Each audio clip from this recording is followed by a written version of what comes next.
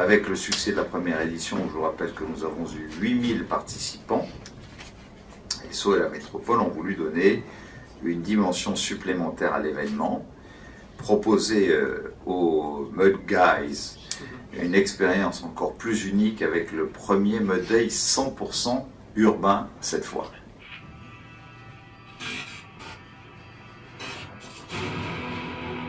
La ville de Nice et sa promenade des Anglais étaient la meilleure candidate pour cette première édition. Cette épreuve ne sera pas organisée à proximité de la ville, mais au cœur de la ville, avec des obstacles adaptés à l'environnement 100% urbain. Il s'agit de grimper, de ramper, préparez-vous messieurs, de courir, et mesdames aussi, de sauter, de nager.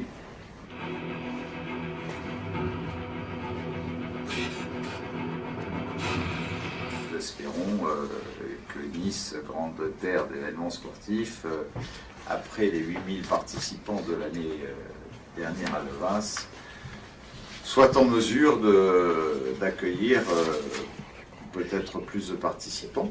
En tout cas, c'est notre objectif.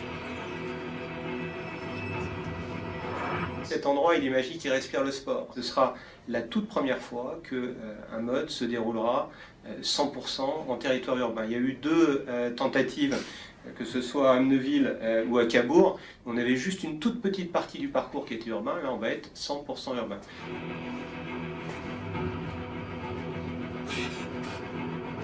Le Mud Day ne s'arrête pas à la boule, loin de là.